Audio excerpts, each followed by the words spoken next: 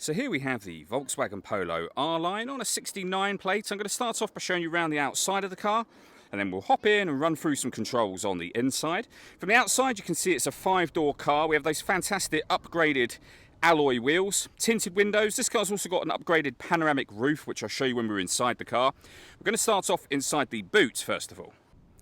As we approach the back of the car, you can see we have reversing sensors, plenty of boot space as well, along with that 60/40 split folding rear seat should you wish to increase this space even further.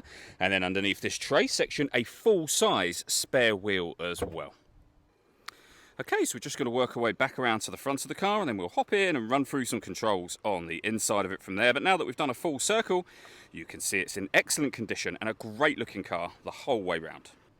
Just briefly before we climb in, I think it's well worth seeing the interior from this exterior point of view. There's plenty to run through on the dashboard, so let's hop in and we'll do that now.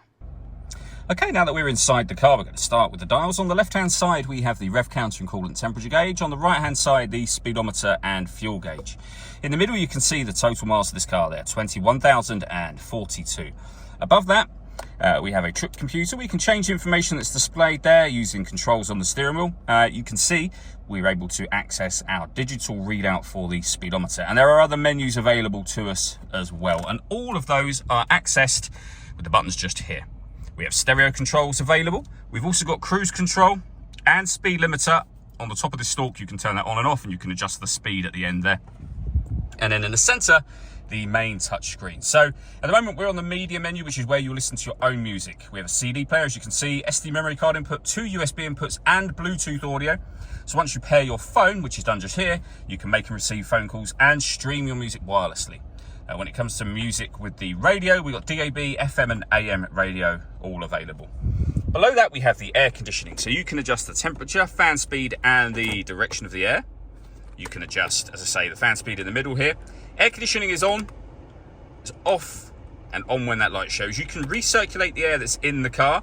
That's a great way of heating it up or cooling it down quickly depending on the temperature you've set just here. We have a heated rear screen as well. 2 USB inputs with some storage. We can turn off the stop and start. This car is designed to cut out when it's stationary in traffic to save you fuel. That system is off when that light shows. We can turn on and off the autonomous parking. This car is able to park itself.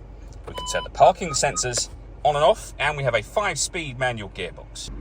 Last thing I wanted to talk about is the glass roof, which I mentioned when we were outside of the car. So you have a manual blind you can open, and then with this button, you can open the sliding sunroof as well. The last thing I wanted to talk about is the paperwork for this car and the keys. You can see we have 2 keys for the vehicle.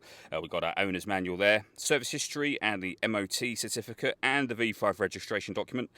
If this car requires a service or MOT within the 6-month period after the point at which we sell it, we will also do that for you as well. All that leaves me to say is thank you for taking the time to watch this video. If you'd like to come and see the car in person and have a test drive, please feel free to give us a call here at Watson Cars. We'd love to hear from you soon.